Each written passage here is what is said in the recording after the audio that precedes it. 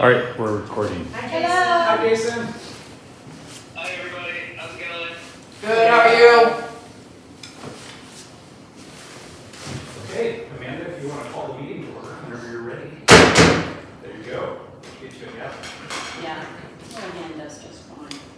Okay, roll call. And I'm just going to do it by first name. Ashley? Here. Joe? Here. Amanda? Here. Chris? Here. Jason? Here. We are all here.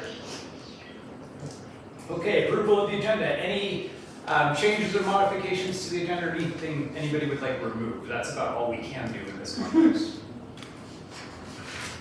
Okay, we'll move into old business. Under yearly goals, Amanda wanted to talk to us about a goal of pursuing Destination Colorado. Destination Colorado. Dave Miller, who owns the Savoy, has called a few times, and he said it's a real simple thing to get on Destination Colorado. It just enters us into one of the small towns that meeting planners can pick out us for a destination on. Oh, so what are your thoughts on that? Because when I looked at the I thought even Aurora's on there, Yeah, for God's sakes. Aurora and Pueblo's on there. It's definitely something that we need to move forward and create a list and just get that done. Good. Because the more visible we are in the more places, is the more visible we are. You know? Okay. Okay, It's so I never a bad thing. Yeah? started the list, Okay. got that going for Destination Colorado, looking at other communities our size, looking at events that we can fit in space to create, or at the college, or at the A.R. Mitchell, or combining the three, or whatever we can do with breakout spaces and stuff like that. So I'm breaking it down by events, by type of event. You might look at Fort Wooten too, because they totally Oh, that's redid right. that front area and it's gorgeous. It looks terrific for like a wedding reception because it's got the wood floors and everything. Right, so trying to gather the numbers. We need to get the fire chief in here to give us some numbers for capacity in the building. So that's on my list too, so that I know how many people are here. Looking at what every venue has to offer as far as tables or tablecloths or catering or kitchen space, and trying to put all of this together so that we have a comprehensive list of what we have that we can offer conferences that could possibly come to Trinidad. Fantastic. The one question I had for Dave that he answered, and you can confirm for me, is I said, one of the challenges would be we want to make sure that if we have a group here, we have some kind of system to notify all the businesses, hey, make sure to stay open and do this. And he goes, oh, well, here's the thing. All the meeting planners do that. So you just put it on there. The meeting planners pick it out, and they're the ones who make sure all that. Right. Are you listening, Pat? Yep. Let me, just to clarify, the meeting planners from the people who were The event organizer. Yeah. event So say organizer, rap- contacting the local businesses to make sure that they're gonna be open, that's not a great idea Okay. at all. Somebody local should handle that. I think Yeah. with having Pat do Yeah. that, this is a terrific thing to talk to the chamber. I really think you all can Yeah. really help us in facilitating this. If I may share real quick, what we're seeing our role as, we're seeing our role less as being event doers Right. and event promoters. Right. We want to build our list to be the most active list of business owners that are influencers with their employees and all the people they connect with. And we want to actually be that conduit for Right. things, and we're going to start moving out of those other areas. So this sounds like a great role Yeah. for what we want to do. Right, and given the facts that what we talked about with the Great cost meeting, by the way. memberships, right? Yeah. So he's got a mailing list of close to 400 people at his disposal, and at any time when Marty says, okay, I'm having 300 people come for this convention, he can reach out to the businesses and say, this is the schedule for the next 2 months. Good. Take a look at it and see if you can get back to us and let us know when you're gonna be open, so that when we promote it, we know who to promote and where to send And it. if I can share, we have a new membership level that's actually, we're going to add a freemium level. We're going to have a free level to get people into our website. They'll get a listing, they'll get the bottom of the search results. They won't get all the stuff, but it'll be the directory of businesses throughout the area. So we're changing a bunch of stuff. That should be online to you guys. We'll share it with you guys early in about a week. Okay, so, go ahead. So one of the things that the businesses and the community really appreciated about Lifetime Fitness and the Rad Race is that the organizers contacted each of them, well, not each of them, most of the businesses in the community and had a face-to-face with them. So I think it should be a combination of the two. Maybe the event organizer should be in touch with you to get contact information, and then they can go out and do their own thing, and we can handle the back end as well. So I think it's a combination of the two. I think you need that because right now we don't have all the members. So There- Right. and we're making face-to-face. That third-party introduction matters, so they're not cold calling, is where I'm going with, Yep. you know, that could be a problem. And then I wanted to talk to you about, because we send out, when Marty tells us there's a street closure, right, for an event downtown, we send out an email to all the downtown businesses.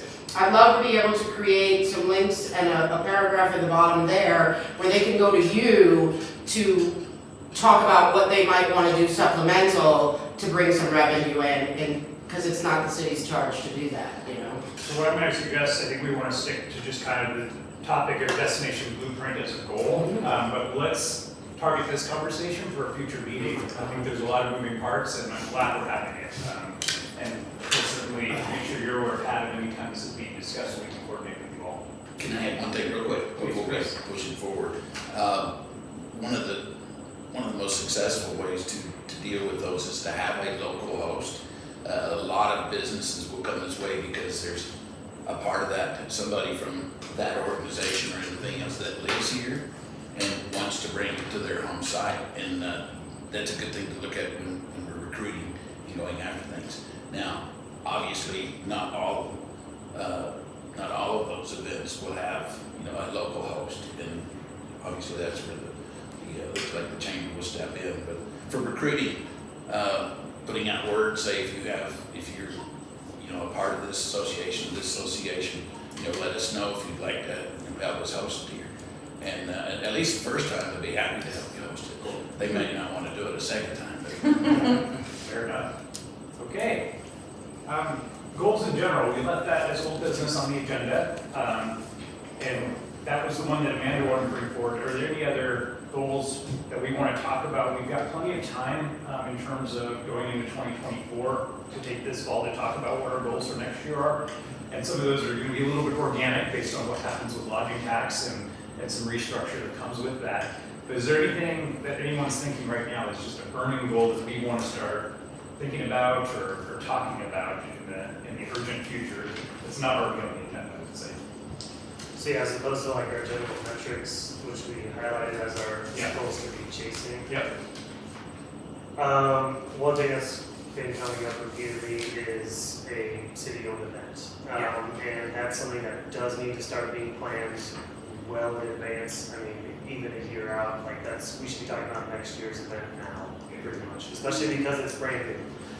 So whatever form that festival takes, TBD, but deciding what it is, deciding who needs to be involved, starting that process, I think that is a huge goal for us for sure. The council is already committed in a public meeting to wanting to host at least 2 city-sponsored events, major events next year. So I think you're absolutely right, Joe. No one has, from the council level, has said what those events might be.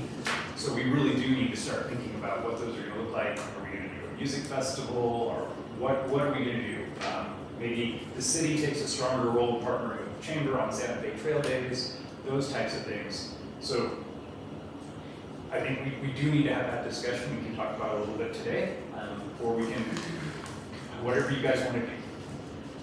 Well, just put it out there, like I said, the chamber's moving away from the event business. Yeah. So I don't think that chamber, tell me if I'm wrong, is interested in putting on Santa Fe Trail Days next year. So maybe that is something that the city can take over. Am I right? If I can speak to that, what we think is that we can play a big role in not only Santa Fe Trails Days, but all those things. So we really want to take a leadership and stay in our lane there. So we want to make sure we're at the table there. But frankly, we haven't done a very good job over the last little bit because we're such a small group. We have so few members, and so we should not be. That should not be ours. It should be the communities, and we can do a lot better job. Our plan was to bring a lot of collaboration together. And if you guys want to be the collaborators and we just get a seat, Great. give us a seat. It would be nice to pump that event up. I know that there's a general sentiment around town of a lot of the legacy things kind of going away. And so to say, hey, we're taking Santa Fe Trail Days, we're gonna really pay attention to it and make it awesome and include all your favorite things and expand on it too. That would be a good one, yeah. Well, we want to get out of the bounce house and beer garden business and get into the business of chambers of commerce, you know? So we think we can do a good job there. So that's great, and the council, I think, would be extremely receptive to having Santa Fe Trail Days be a city event. Right. We have you all on the agenda for next week's work session on Monday, which will be at 4 p.m. by the way. And it just says lodging tax board presentation. So we do have some wiggle room. If this is something you all want to suggest in your presentation on Monday, we could start there. And to Joe's point, that gives us a pretty good preface for starting to at least get organized.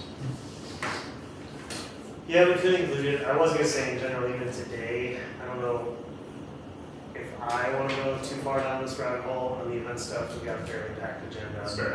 I feel like it'd be a good one to push on to our next Okay, meeting. let's put We that can in. discuss more in detail. Okay, events for 2020. Because that's something we can really dig into, I think, and do some serious brainstorming. Okay.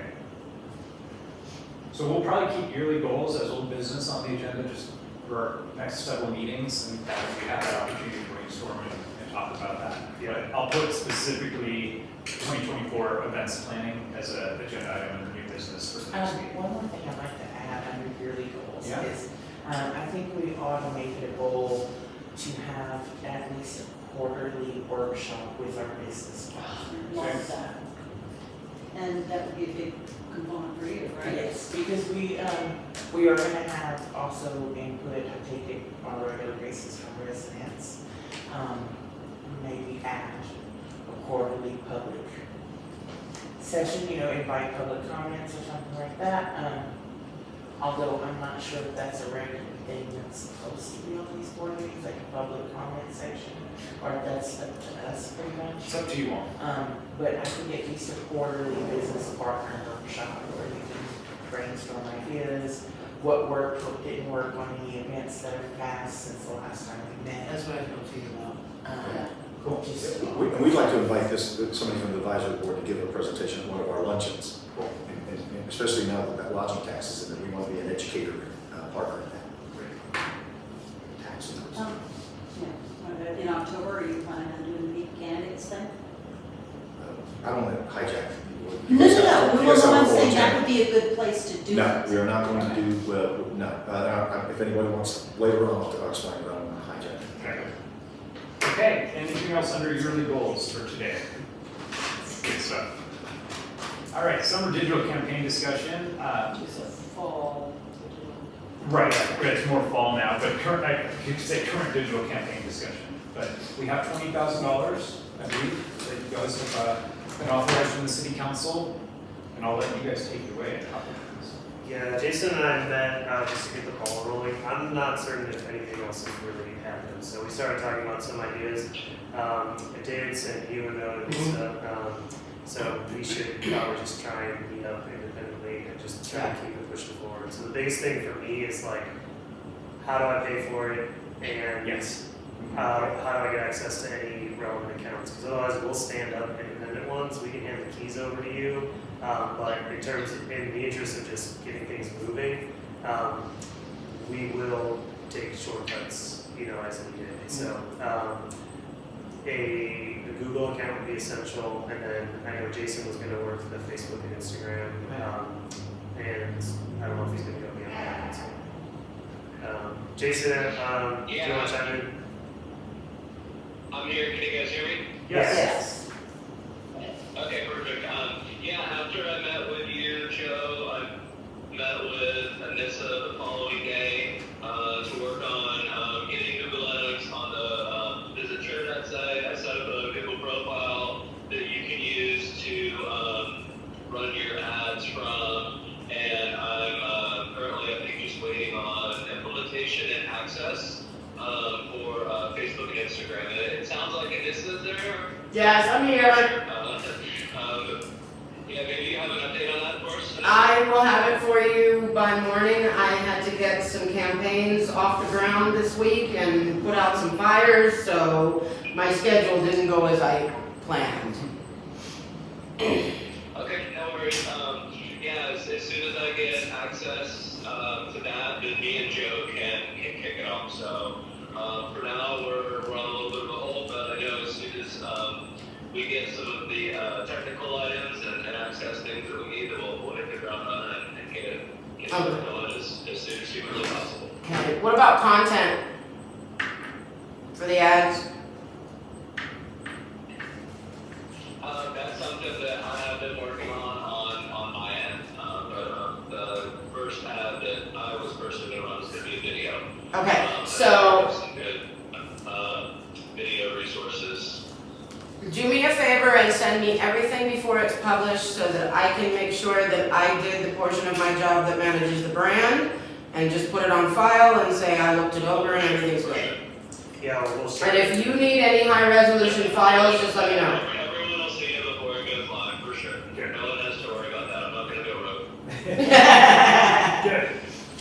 At least not on that topic. Okay, cool. Yeah, so we can probably take the rest offline with the relevant parties. So that's just general update on where it's at. Working committees, I love it. Okay.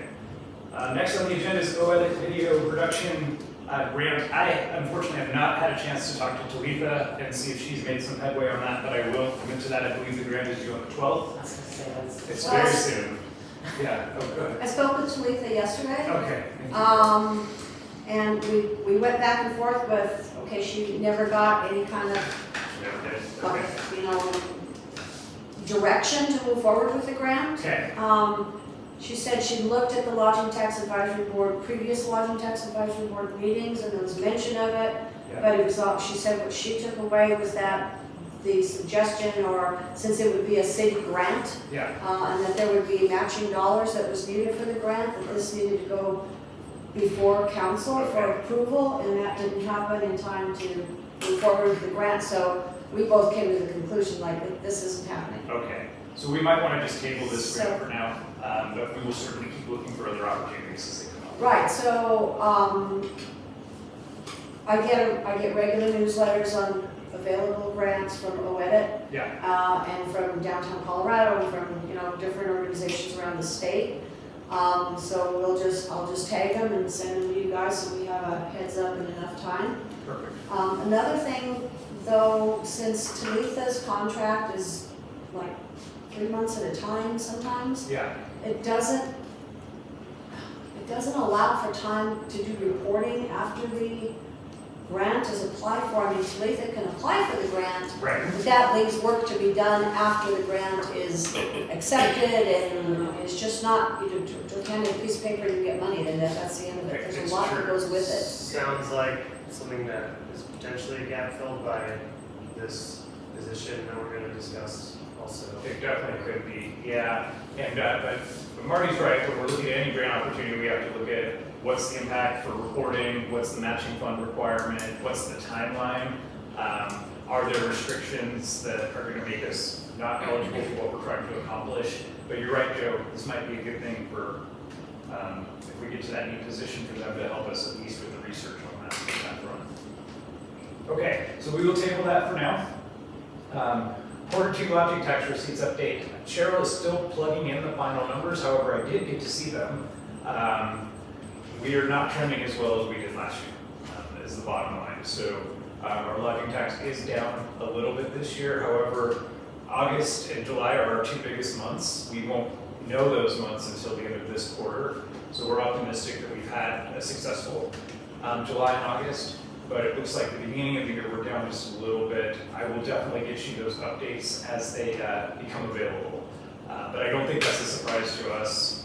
We're not seeing the travelers, at least anecdotally, that we're used to here in Trinidad. And I have talked with other colleagues in other cities who are tourist oriented. I'm good friends with the city manager of Winter Park, for example, and their tourism numbers are down this year as well. So it's not just us. Not to say that we don't have a role in continuing the discussions on how we can get people here for certain things. To Joe's point, important, we talk about events for 2024 in the near future. But right now, it kind of is what it is. But I will get you guys the actual hard numbers as soon as Cheryl gets those all plugged into the spreadsheets. Awesome. Okay. Next. Yeah, well, Also encourage our voters to research and heavily consider the lodging tax budget in November. New business. So first one is presentation from staff on Colorado's Do Colorado Right campaign. I just wanted to kind of bring this up as a formal discussion with you all. So the State Tourism Office is adopting Do Colorado Right as their tagline. Do you know when they came up with that? Almost 2 years ago now. Yeah. So it's been out there for a while, but I think they're really just starting to promote it at this point, or have they been making it? It's been an ongoing thing, Okay. yeah. I just signed us up, Trinidad, as a member of the Do Colorado campaign committee, Okay. so Good. I get updates on those regularly. I have sent Anissa files first so we can use it on our website or promote those, so those are some things that we can do in our digital campaign as well. Yeah. There's lots of uses for it. So now that there's some tourism representation downtown, Yeah. it would be really nice to see a little sit-down kiosk where somebody can take that course before they go out into our wilderness. As just an additional thing for people walking in off the street who aren't digitally inclined and aren't on the internet all the time. And I think that the state program would really love to see that, you know? Good. Little things like that sit really well with the tourism office. Well, So they that's- see you doing little things in your community to help to promote the state and tourism in your community. In the long run, when you're applying for grants and things like that, they look kind of like. And that's why I wanted to bring it up with you all. I don't think there's a will of this group to have our tagline be Do Trinidad Right. But to Marty's point, I want to be sensitive to partnershiping with the State Tourism Office and making sure we're doing our part to meet their expectations so that we can be eligible for funding and other support that they might offer us. Okay, just to clarify, Do Colorado Right is about responsible, sustainable tourism, right? Take out what you bring in, that kind of thing. That's part of it. I think it's much It's kind of more a- than there's a lot to it, really. Yes. I haven't really dug into that, but it's, Yeah, I think we need a little more context and, we might wanna all just go dig into those materials. Do we have anything that is, like any kind of package that they've sent to you guys in terms of like, hey, here are the assets you can use and here's what this Yeah. campaign is I think I sent the whole packet to you. Okay. It's a toolkit, Yeah. and I can share it with you, Joe. Okay. so is this something that's saying, if we did have quarterly meetings with our business partners, hospitality partners, but it might be beneficial in this, can we get the hotels to post something in their lobby with this information for their guests? I got better. Tom and I are working on getting his channel onto all the hotel room TVs as the local channel. Yeah. Nice. 2 months. Sophisticated. Okay, I agree. I think if you all want to just kind of do some research on your own on Do Colorado Right, but the important thing for today is I just want us to be mindful of it, because I do think that we want to partner, especially having the oldest and first Colorado Welcome Center. It's just a really good opportunity for us to be good neighbors with our friends at the state. So Joe, if you Google Colorado Learning Labs, it should come up. There's a whole series of videos, and I'm going to embed them in the new version of the website. However, with that old hosting plan, it was weighing the site down just to stick one in there. So I said, let me just get it live before we start doing that. It's CTO Learning Labs. CTO Learning Labs, you're right, sorry. And there's also a specific learning lab that was done for the Canyons and Plains region, and they have a learning lab for each of the counties, and Los Angeles County is in there, so there's a specific one for Los Angeles County as well. Yeah, the mention I saw. Jason, are you still there? Colorado Right was in their Jason? sustainable tourism learning lab and the craft. Well, no. That's why I associated with Oh, yeah. Instead of Yeah. There's actually several, there's like 5 different programs for different industries. Yeah, they got a whole section of bike tourism. Yes, I'm going through those courses right now. Give Jason a second answer. Hey, sorry about that, call drops. No worries. I'm glad you're back. Jason, we were talking about what did you last year? I think we were talking about Colorado, right? Okay. Now for maybe a minute. So Joe's looking into the toolkit, and then everyone else is going to kind of do some research and look at that campaign. And then Gunnison Crested Butte has like this poop device that they make in Colorado. It's listed on their website, it's an affiliate program, so if somebody buys it to use here, the tourism office will get 10% back. So we distributed 700 of those out of the Colorado Welcome Center. Yeah. And so, I don't know if I showed them to you, they're the little digging Mhm. tools. Oh, cool. Okay, so we can purchase others on our own. I've also just spoke with Taryn, our Welcome Center director, and if any of us are interested in purchasing more or getting more, so that conversation is going on right now. As soon as I hear more on that, I will let you know. But they're neat little outdoor kits. They're Cool. So when we purchase, do we sell it to them or is it free? You can sell it or Okay. you can give it away as a, promotion. But it does have the Gunnison logos and stuff on it. It's called a PACT kit, Yeah, P-A-C-T. there could be a section of that outdoor section of the website that has those things listed there that people can buy beforehand. And you'll get the affiliate profit, a little bit of revenue here and there, doesn't hurt anybody. Okay. Anything else on that? Well, let's go to the next one. Feedback on CTO office event that happened here on 8/29. I know we had, who was all in there? I know Ashley was there, Amanda was there. Amanda, Anissa Anissa was was there there. for a bit. So we have several people there, and I just want to give the opportunity to give any feedback and talk about that event and see if there's anything we wanted to make sure the whole group heard. I really liked the guided, going through the different solutions, because we came up with stuff, and all of us came up with things that we already have, tools and resources that we already have to try and push forward each one of those things. I haven't seen any kind of summary follow-up from them. She did send an email out on Thursday, I think it was. Oh, Yeah. she did? Yeah, you should have that. I didn't see It went to everybody that Slides signed and up. everything. Cool. Okay. So everything's Did there. did it have all of our summary stuff and all this was, okay, I missed that. Can you guys share that with the board at large? Of course we can, yeah. I was, Share it with the board, whatever. Oh, absolutely. yeah, I was frustrated that they do that stuff during business hours, I'd love to see it. Totally get that. So, Yeah. So I think she has a PowerPoint and everything is in there, Joe. awesome, yeah, I'll definitely take a look at it. What did you think, Ashley? I like the way they did things, and their grid, metric the rubric. I think that's an excellent tool that we might actually steal for our quarterly meetings, break off into groups, discuss different problems. What does the metric look like? I thought I had it. You mean the checklist thing that they had that scores statewide versus local? Yeah. I found that frustrating because a lot of it, there's stuff that we've never looked at from our perspective, so it's hard to get your mindset into what the state does versus what local if you've never really thought about it before. Well, we don't have to include the state though. We can Right. just do local. Well, it's still, even local, like, there are a few things, I Local or have no idea. And maybe regional. Yeah. Well, So, we can also edit that. yeah, you can edit, Fit but I think that, just like a list of, I don't have it, I thought I did, just a list of the problems that we face and how important we think they are and prioritizing, so we can prioritize, organize, and discuss and brainstorm. So it had one whole area on accessibility, right? Yes. And that's never a perspective that I've looked at it. So it asks you a question, they only gave us like 15 minutes or 20 minutes to go through the whole thing, and it asks you specific things about accessibility, state versus local, and you go, I don't know, I've never even thought about that, so.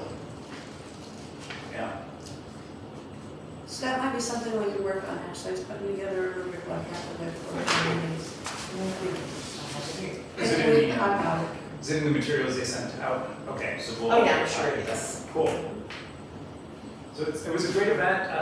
How did it come about, Marty? Did they reach out to us and say we're hosting these and wanted to come here, or? So it actually came about from Canyons and Plains. Okay. So each of the 8 regions is having those destination stewardship meetings. Cool. And they asked who all was interested in hosting those, and I raised my hand. It's Yeah. like, okay, we'll do this. So, yeah, that's how it came about, and,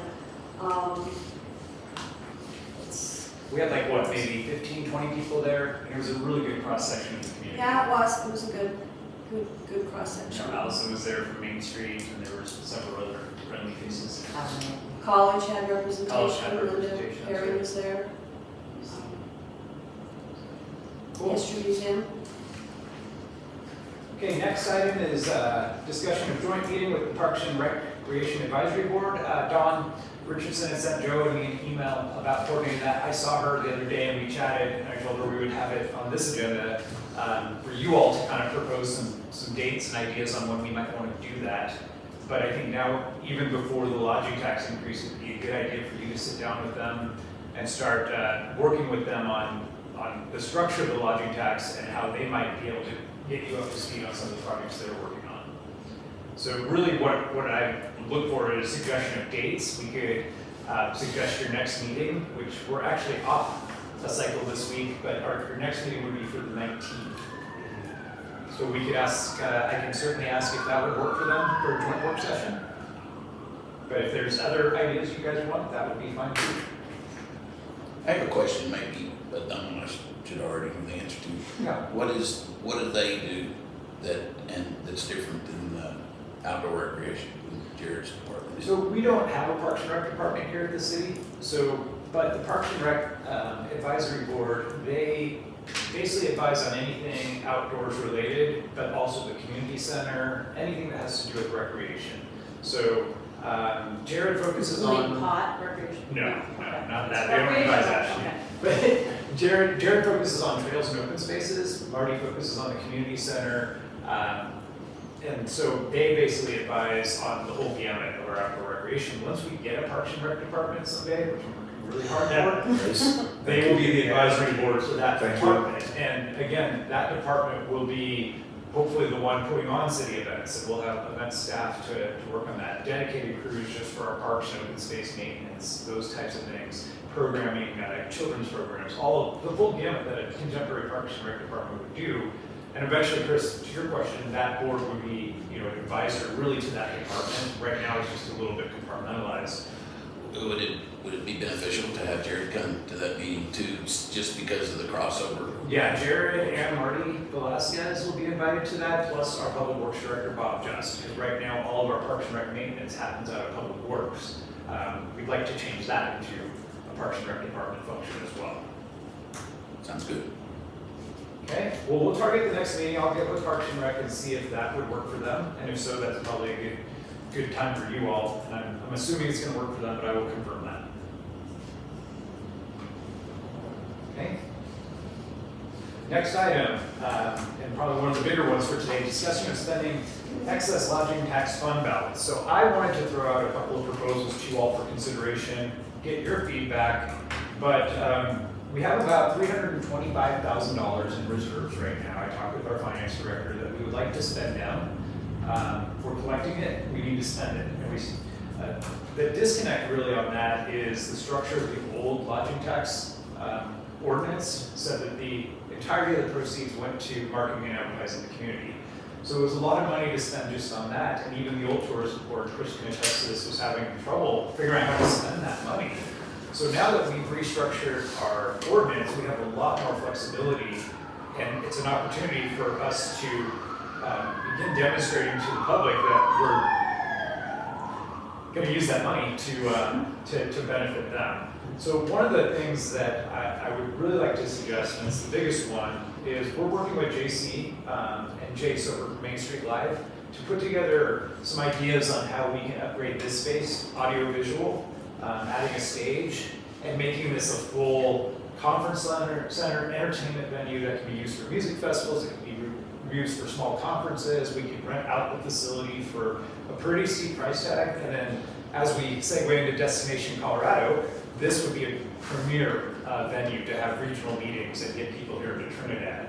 So we would like to see about $100,000 go into the AV, and then maybe another padding of about $30,000 for capital improvements that need to get done for this facility for it to be fully functioning, which would include a hood for the kitchen and probably a dishwasher and some reconfiguration of that, plates, dinnerware, those types of things. So if we're hosting banquets here, we would have those. Margie Farindelli had a terrific idea of beautiful plates that maybe have a stamp Trinidad brick on them, and then SPTC, for Space to Create, and brand those. Anissa also had a really good idea of going to our thrift stores and getting a smorgasbord of mismatched plates to support our local businesses. Oh, that's So awesome. Laura Nava was commissioned to make these, plates and shot glasses for Kim Yeah. Schultz at the CBD shop. Yeah. I have a shot glass at home. They are really classy looking. I know that's not an affordability level, but perhaps she could do the design and we could have it duplicated. That's something like that. So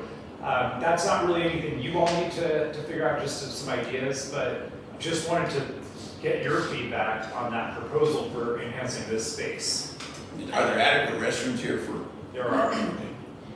I love the idea. I'm wondering, have y'all done any kind of analysis on, because there are several places in town that like to think of themselves as event centers. Yeah. Have you looked at comparing all of them and saying, well, they don't have this, they don't have this. So with Destination Colorado in mind, we'll know all the amenities and we'll know what all we need here to differentiate this from all the other ones. Absolutely. I'm bringing in who's supposed to come next week, but we had to change. But I have a good friend from Cincinnati who is a professional events planner for a living. His company has all the major contracts for Procter & Gamble to do their events nationwide.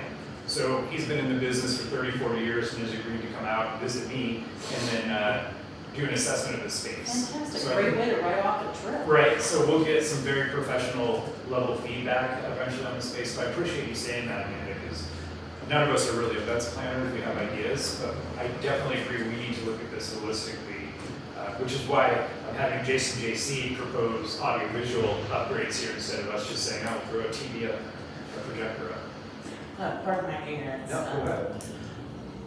So the Space to Create, how does it being a venue fit with the guidelines set forth by grant that it has? Absolutely. So it's a good question, actually. I'm glad you brought that up. So first and foremost, this is an art space, and the basic tenets of how we use this space don't change. So it'll be preferred for arts. It'll be like the Smithsonian exhibit that's coming. Those types of things obviously will be the preferential treatment. What we're aiming towards is music festivals, which would be an art thing too. Performances of local artists that could come in here and do that type of thing. So that would tie with arts. But then on the event side, that is part of the original purpose of this building that our funders approved. And so it would be, we block it out, of course, if we have something going on. But if it's available for an event, which it is probably, I would say, 60% of the time. I mean, museums do. Yeah, right? It's like the Mitchell doing an event, so it's, yeah, but we're not gonna deviate from this as an art center So won't lose facility. anything. Right, exactly, we will not lose anything. The only thing we might lose is those cubicles that are back here in the main area. We'd like to tear those down, which is a portion of this money as well. They were designed to be incubator space for would-be artists. We don't wanna lose that. But what we'd like to do is come up with a modular solution so that we can have incubator space as needed, but then be able to move that if we want to have a major event. So I guess then my question becomes, do any of the board members have any reason to not request this money be used for that purpose? Anybody want to speak against recommending that money? Yeah. And again, this is 130 that we'd be requesting out of the 320 fund. It's about You got a lot 200. of money to spend. Right, it's a lot. Jason? No, I love the idea. I think it's great, especially when we're hosting our own events next year. Yeah. I'm sure music will be involved no matter what kind of festival it is, and I think a music festival is probably what a lot of the local community wants to see, and also a great way for to bring in tourism. So yeah, I was actually talking with JC about the same thing, and I've seen what was proposed for it.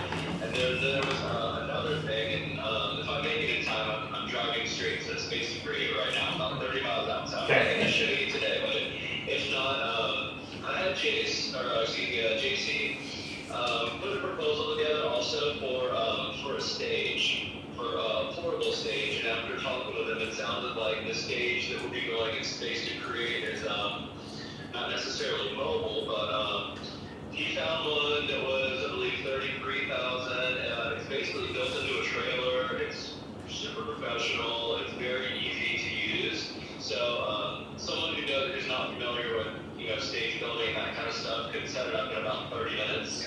And all of the sound and lighting and visual type things that are included with the Space to Create would work on this stage. So I think this would be a great addition and something that could potentially be like owned by the city, but then just say we're giving someone a grant, they could then rent the stage from us, and basically you could probably, even if you're just renting it at a low rate, it could pay for itself. And I know previously with the Blues Fest, they were getting about $25,000 a year that they were using to rent a stage, and we could essentially have one for the cost of renting one for one. So I'm curious what everyone thinks on it, but I think it would be a great addition and a great way to.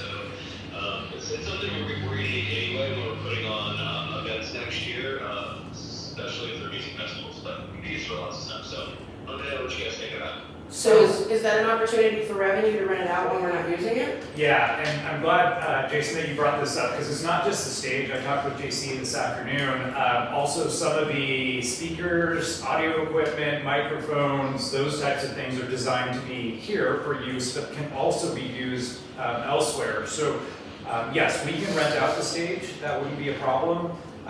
However, we can also use it for city events like Jason mentioned. Yeah. We could use it for a concert in Chimino Park, for example. Is there lighting included in that too? Yeah, There is so lighting, we're in here, yes. So it'd be full track lighting, stage lighting.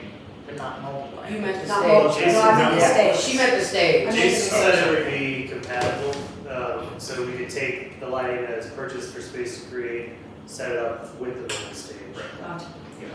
So is this stage cost already included in Yes. this 130? Yes, Okay, yes, that's part of the proposal that they've already submitted to us. Separately from the mobile though, Right. so that would be a permanent stage for this space.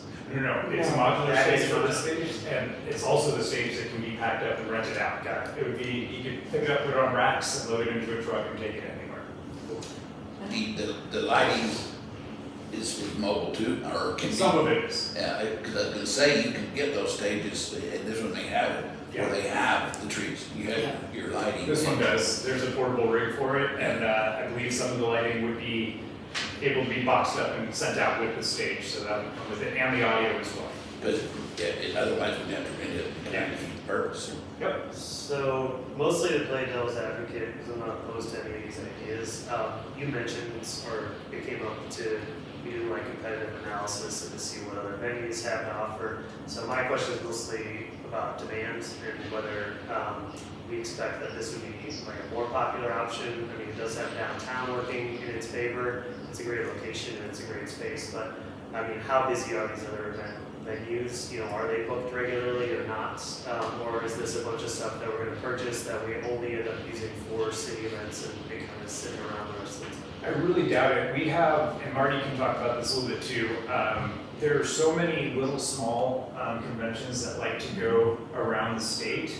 In fact, I presented at the Colorado EPA Ground Seals Association conference in a Sheraton hotel up in Denver back in June about how great Trinidad is and how we're using our EPA money. 167 people at that event. We talked about Space to Create, and the organizer just came to me and said, Steve, that would be a terrific place for us to go one year. But part of what Marty will be focusing on is actually bidding directly on those events and looking out for them. So we'll actually be doing the outreach on that instead of just waiting for people to come and request to us what that would be, if that helps. But we, like just even looking at the municipal league, they have subsectors of city attorneys, city managers, city clerks. They all have conferences that happen throughout the state. They go to a different place each year.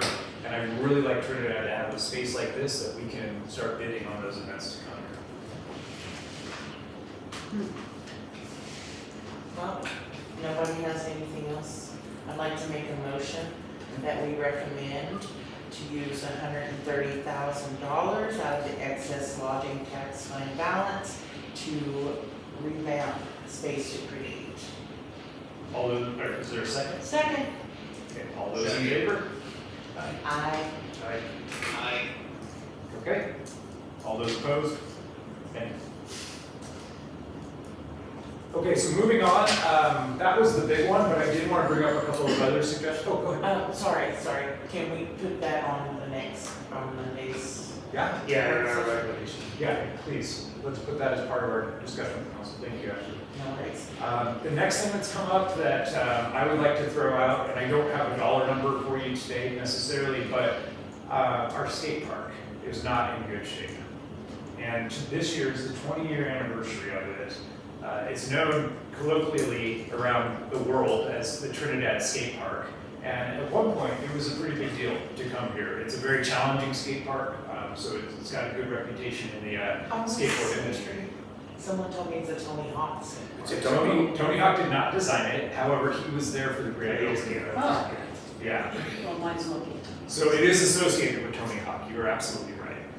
So we're suggesting taking some of our excess lodging tax revenue, using our 20-year anniversary for the skate park to approve it, and then come back in 2024 with a big ribbon cutting and grand reopening.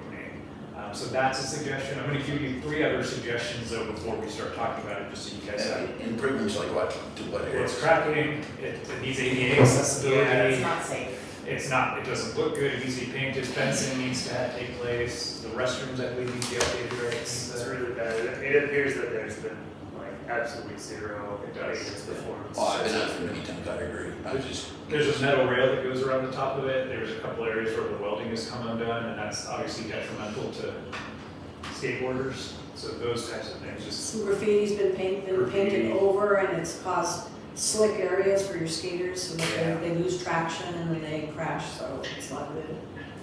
so I just wanted to put that on your radar. Another thing that has come up as a suggestion would be, as part of the Parks and Rec component to the lodging tax, maybe we could look at the islands over on Colorado and really beef those up into a beautiful zero-skate motif.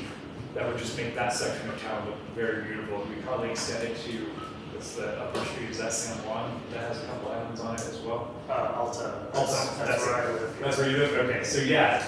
So it would be the type of thing that we want to be a community feature as we're, the trolley tour, for example, goes through there. Even during Christmas, it'd be a great place to decorate it up with lights. So that's another suggestion that I wanted to throw out to you all.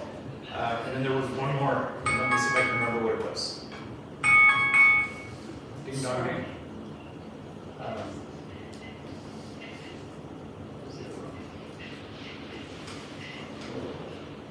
Maybe that's it for now. Apparently so, visitor guide. Oh yeah, I'm sorry. That was the other one. So we want to just have a budget that we kind of put aside and dedicate it for printing visitor guides, but just print materials altogether, anything that we would want to publish and print. We just want to put a budget aside to be able to fund those as they come up. So there's potential that could come as part of our marketing RFP. It could. That's something that I would want to discuss with the agency, Yeah. Especially with the amount that we have allocated. And that's the other thing I wanted to bring up was just, I'm not exactly sure how that's gonna hit the budget as a line item. If any of that comes from the reserves It as can. well. It can. So just to keep that as part of the picture, we won't know until council approves it if that's something they can deal with, but, as of Monday, we might have 175K that has to be allocated somewhere, so. What I recommend, and it is germane to this topic because agreed that we might want to spend some of our reserves on this effort.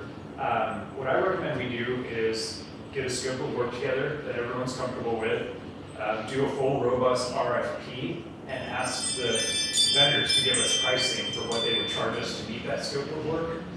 I'm always apprehensive to talking about a specific dollar amount in a public meeting because any of the respondents who see that we've authorized $175,000, they're going to put in a proposal that's at that level. So it's a much better way to just not disclose your budget to people who are bidding on it, a much fairer way as well. And then they would put a cost schedule together to get that to us. So what I think we would want to do on Monday is ask the council to commit to, we have money in this year's budget, correct, Marty? Yes. So it's 100,000 that's budgeted? So that's aside from the reserves that we have. So we have 100,000 sitting there right now for this. So to me, council doesn't really need to authorize anything to move forward. We can move forward with the RFP, but I think we do want to let them know that we're going to move forward with this effort. Okay, that's good to know ahead of, and is that on there today? Oh, okay. Good to know before we go through Shows this. Yeah, that's how we should package. Absolutely. And you mentioned even I knew that so, anyway. with that diesel, which on our work session. Yeah, it Okay, is. so we already have to talk about We would probably flesh it out with some detail, formalize, we would These zero guys on are our like generating Yeah. before this happens. Right.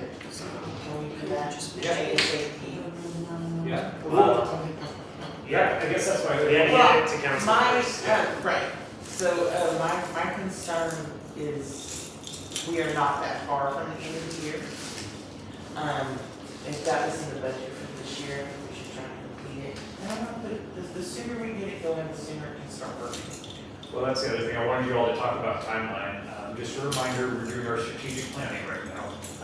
I don't know that that's gonna influence anything, but the process for getting a vendor in place, I would anticipate will take a minimum of 3 months. Yeah. RFPs are, yeah, they take forever. I responded to quite a few. Yeah.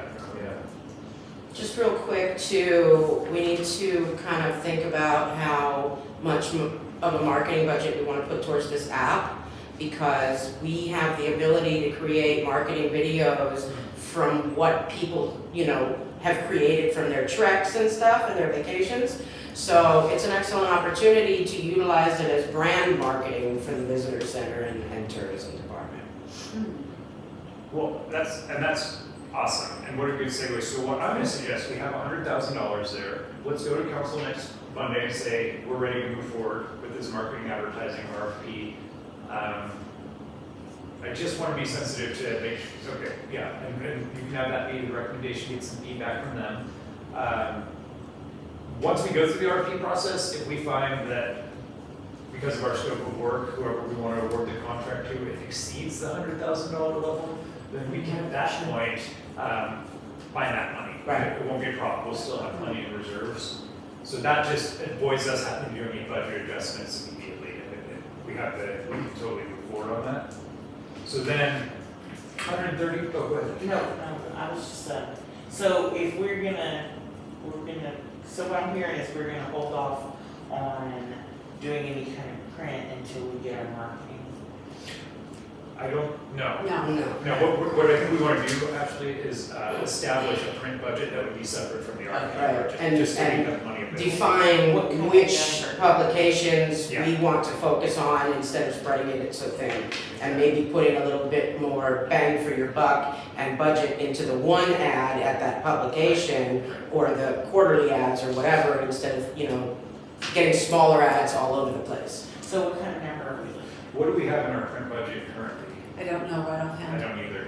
I don't. Do you know what we budget normally?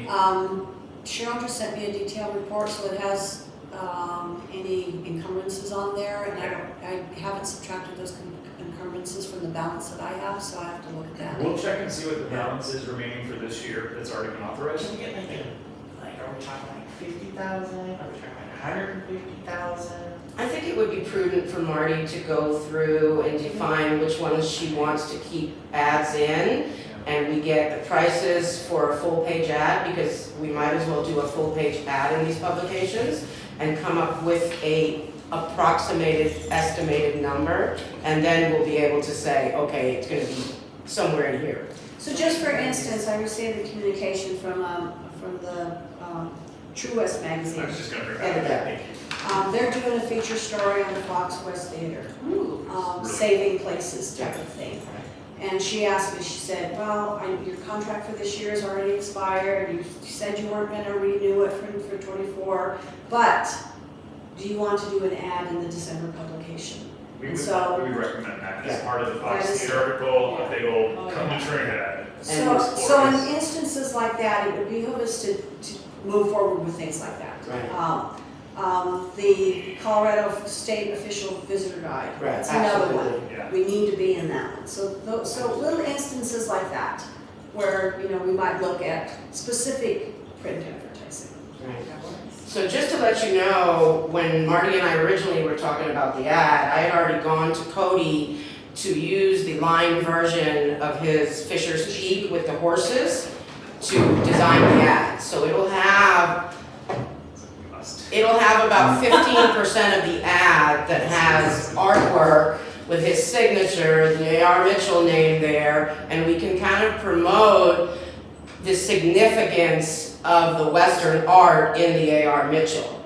So, I thought maybe because he was mentioning that he had another. So that we can vote so to recommend. if we're going to whittle down the publications that we advertise in, the budget will look vastly different than what she has now or has had in the past. So, Yeah, I think we don't have anything to go by. We're just getting some general ideas on where we want to, how we want to spend that down. So this is a service thing. But I will say, it's kind of a weird place to put this if it's like we're setting this aside as our print budget moving forward, but it's coming out of the surplus because that surplus is presumably going to be gone. No, this will be coming out of the balance of what we have left for advertising and marketing. Gotcha. So the way to frame it is, yeah, we're gonna see what we have left, but if we need to supplement a little bit out of the reserves till the end of the year, that's what we would do. But you all will be working this fall to put together next year's budget in its entirety based on either a 3% lodging tax or a 6% lodging tax. And so you all can decide at a future meeting how much you want to put in print advertising for 2024. Right. And then I'll add that it's not just enough to place a print ad and let it go. You have to create digital links and Yeah. we you need some know, kind of- recognize the fact, hey, check out, you know, True West Magazine, they did a story on the Fox West, we have a gorgeous ad in there. And a lot of these print media now have a digital version and will give you some ROI for a banner ad or something like that on there as well. Well, but whatever there's always going to be some level of intangibility there. But like if there is some type of call to action or website listed on there, we need to be tracking who's visiting that. There should be a specific landing page for that ad, not just sending them to visitTrinidad.com where we don't know why they're going there. That's exactly it. I already have a bunch of articles that I wrote that are set up in the new website's blog that cover a variety of things. 50 things to do in Trinidad, 10 free fun things to do with your family. You know, all kinds of stuff. Even write-ups on some of the big events that we have going on, which now I have to remove okay, that's okay. And the dragon from all over the website.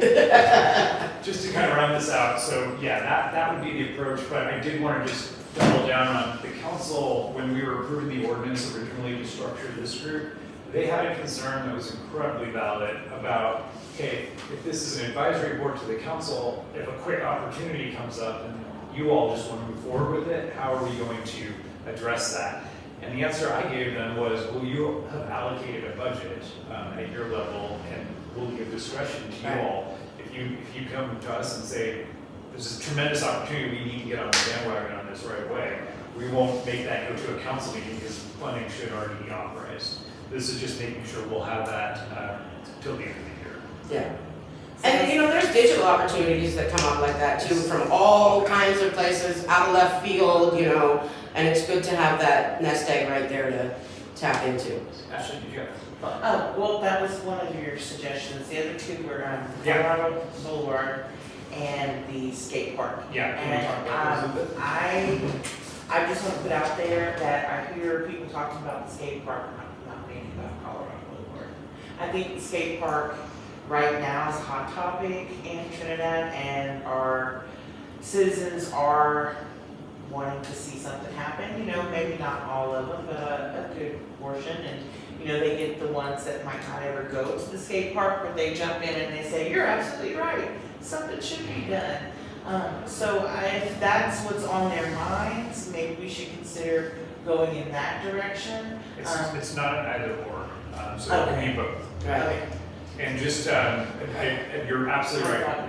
No, not an either or. We still have a plethora, a couple $100,000 that we can put towards these projects. Yeah, but there could be other things that we come up with. Well, that's what I did. The My- thing is coming up next. I mean, you thought the Colorado Boulevard is like, guys, obviously I could like drive a bike like every day, but in terms of tourism appeal, it's way down the list. And I realize that we have the quality of life language in there to kind of give us wiggle room, but the idea is that it should overlap, right, with and be a tourist draw as well. So people do cruise and they check out the town, but the focus is kind of downtown, parks, trails, and so improving the area around the community center, which includes the skate park, I would put that higher on the list. Sure. And like that whole area has crazy potential, for walking trails and things too, like natural stuff. Are tourists allowed to go to the community center? Of course. Yeah, of course. Yeah, it's just. I thought so. I think the biggest thing is with the skate park in that area that we need to really focus on when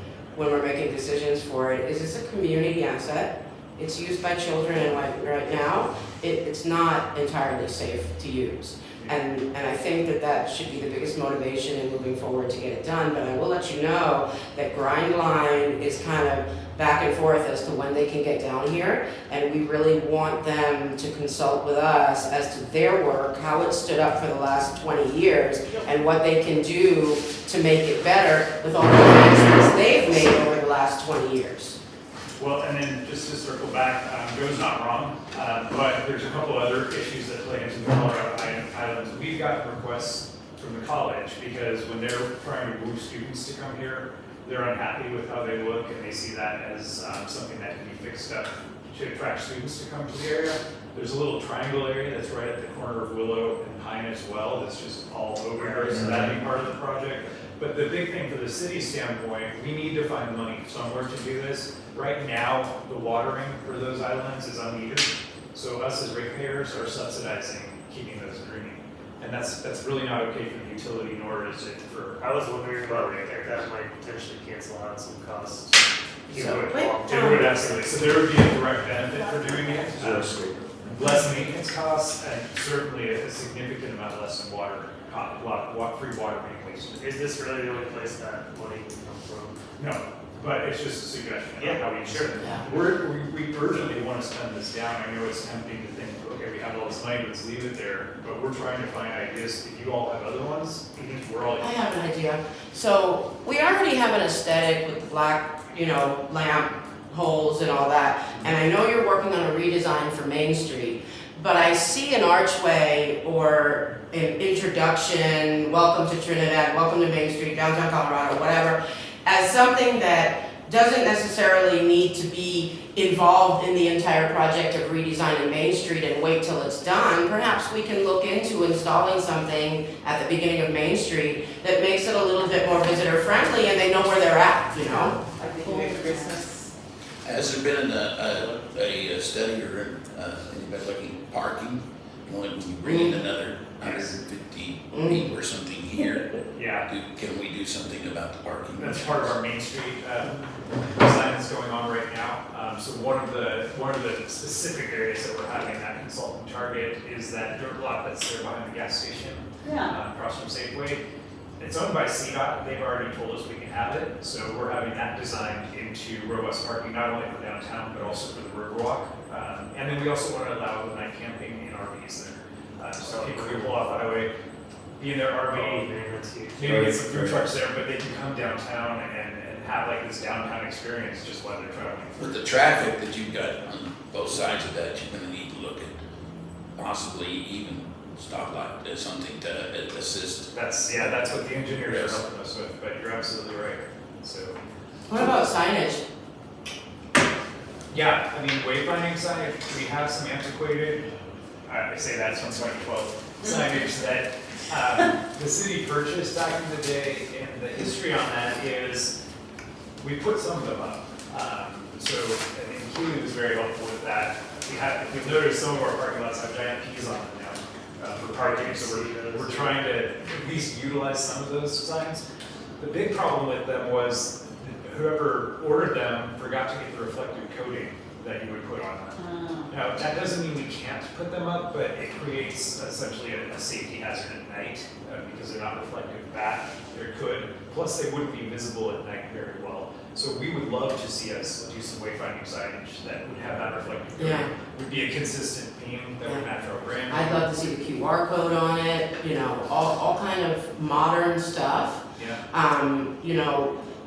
living here since 2018 and not going out and exploring much, I find it difficult to find stuff sometimes. And there's some areas around here that could really use some signage. And even like, you know, in what we're doing with the app, developing a map that we can replace that map there with and other maps, and that people can just pick up and use, because it's not dead to pick up a map and use it, you know, even though we have the app. So I think that that's really important in getting people to get out and explore. So here's what I'm going to suggest, just for the purpose of timing today. Thank you for your vote on the Space to Create. I really do think that's going to be a slam dunk for tourism, for getting people here. And again, going back to those conferences, these are people who wouldn't come to Trinidad for any other reason. But if they're going for a Brownsfield conference, they'll come here. I'm sure you all see it, especially you all who are business owners. When people come into town, they say, wow, I had no idea how great this place was. And I want more people to have that awe experience. So thank you for that. Let's prioritize skate park. So what I'll do, we're working through with our public works department right now. We'll get some pricing together and see what that would cost, and we can bring that back to you. And then maybe what we'll do is we'll keep this on as old business for our next meeting. And in the meanwhile, if you all want to start thinking about more ideas you have on spending the fund balance, we're all ears. I have some, is that something we want to wait till the No, next you can meeting? wait. Anything else? Okay, just a couple quick ones. One, the golf course, which is city owned, right? There's no driving range. Right. So, and that seems like a pretty easy fix. You pretty much just need a little bit of land and a golf ball picker, I think. So I feel There like, is a driving range there, yeah. Well, maybe just buying the machine then. There's a private enterprise looking to do it now, they already has land over there. but okay. We have, we're just waiting on the results back from our golf course consultant that we hired over the summer to do a needs assessment. And they're giving us an option to move forward with a feasibility study as well, so we may pursue that. But in the next couple of weeks, we should get at least the preliminary recommendations, and it does include development of a driving range. Awesome. I figured something was in the works. Yeah, past that. yeah, no, thank you for asking. The other thing, right over there by the skate park, the frisbee golf. It could definitely use a refresh. That is something that I know people like to get off the highway and get to go do something for a little bit. It's nice, it just needs to be cleaned up. There's a lot of cactus and stuff, but it's. I believe they needed, so last conversation, they either needed and got, and maybe that's not a thing anymore, new baskets. And then there's some sort of plaque or something that's supposed to be there. Am I understanding that right? I'm not sure about that, but I know Or a marker? new baskets are in. I'm not sure if the like hole layouts have been printed, so like it's just like normal golf when you walk up to the start of a hole, it shows you where you're going. And Yeah, it's real hard to find what hole is what sometimes. yeah, so that would just be probably looking at the signage there. And Okay. I think that kind of plays into the general improvements in that whole area. Yeah. I think would Yeah. be huge. Overall. So why don't we just develop a little trifold brochure that has a map of the disc golf course in it that we can hand out at the visitor center and put online too for people. Yeah, just a little like cactus cleanup and that kind of stuff. Can you include that with the skate park? Yeah, that's what I'm thinking, maybe we'll just expand that. So we'll come back to you with the proposal for that area, including skate park, disc golf. One of the brilliant proposals that, I forget who came up with it, but I thought it was awesome, is at our welcome center, can we have disc golf, whatever you call it, frisbees, printed that they can be used out there with the city's logo on it, or welcome to Trinidad, or something like that. We can even sell them in merchandise And that's what with we different design. I did the design for the Twisted Cedars when Yeah. the CBD shop sponsored it. It's really cool, you know, you can do a lot with those discs, Yeah. and the print job comes out really nice. It's a cool piece, it's something worth hanging up on your wall, you know? Okay. And, I have one more that may or may not apply, but I know just as far as our trails and getting them done, you know, I know there's several different kind of holdups right now. Track. Like, is there any way we could use funds from that to get some trails done, or help get something finished, or use it to use our machinery, or anything like that, you know, just to move this along? Yeah, I think the trails, this is something we should talk about in our joint meeting, Yeah. in a couple weeks here. Obviously, that's near and dear for me, so, I think that plays into the community center area cleanup too, in that, I'd like to see where the city-owned land ends, and if we can start building trail in that area Yeah. as well. Because it kind of goes up the hillside a little bit there. But besides that, we have the wormhole to work with, and then the new parcel. And so I know that the new land is probably a little ways out yet in terms of development. But wormhole, we definitely could become a trail on it. The city has equipment for it, that I believe Public Works has kind of just taken control of. But it was purchased for trail building. And so I'd like to get it back to its original intent if we can. And just so you guys know, our teens and our younger residents, the big thing on the tip of their tongues is that pump track, and that gets the teenagers off their phones like you want and out using the outdoors. I know you guys spoke about doing it at the wormhole somewhere. I don't know what you, Jen mentioned it, but I think that would be a really cool use, and I don't think it's very expensive to put one together. It's not a bad idea. The caution I would say though is we're having a hard time keeping up maintaining our existing trails. So to develop new ones before we're sure we're going to get the lodging tax increase and be able to put more money into this quality of life upkeep. I just get a little concerned that we're now biting off more in a situation that we're already having a hard time achieving. I didn't mention the indoor pool. And the indoor pool, that's another thing that's very important as well. What are the possibilities of contracting a company that does lawns and all that sort of thing to target certain areas and take care of it until we can develop a Parks and Rec board? Because our public works guys don't have the time, it's obvious. We could, it's just, there's a premium to that, it costs more than Right. the city to do it. I mean, it's not like they're not doing anything, I don't want to say that it's totally No. either, but I just want, I don't know, I think the discussion on future trails, new trails, is a lot predicated on us getting that 3% increase and having that maintenance budget. And with that, also, it's tremendously important for GOCO grants. They have really tightened down on what they will fund. And if you don't have a plan for maintaining existing assets and the new ones, your application is immediately thrown out the door. What are you thinking of in terms of lack of maintenance for trail? I mean, the wormhole's not in terrible shape, and that's really the only one that I know of. I mean, I think the Riverwalk is kind of a different story. The Boulevard Edition Yeah. is challenging. Our general parks are challenging. We have pocket parks that people don't even know about that are not being maintained. I've never even heard of that. Where are those at? I wanna know. So it's trails that are like, it's not just trails. Sure. So how do you maintain the trail? Like, are you pulling weeds? Some of it is. Trail lines are professionals by now. Yeah. Some of that is just like generally clearing overgrowth and stuff, but they, in terms of natural surface trails, erosion is a huge problem, especially out here. Yeah. So yeah, some of that comes down to design, but they do require regular maintenance in terms of going and cleaning up those trouble issues. They also just get wrecked, you know, people skid on their bikes and they chuck rocks around. You know, you just have to go make sure that it is still safe to use. So see where it goes. Or like, I mean, trees literally just fall on them all the time. And that's the other thing that's come up from the Parks and Rec board. They'll say, hey, we were up on the wormhole and there's a tree blocking the trail. Why didn't the city do anything about this? It's like, well, first of all, we need to know about it. We definitely don't have the staff to go hike the trail every day. So a lot of this though is Yeah, a right. cultural thing. Yeah. And I mean, we're getting kind of too far. No. But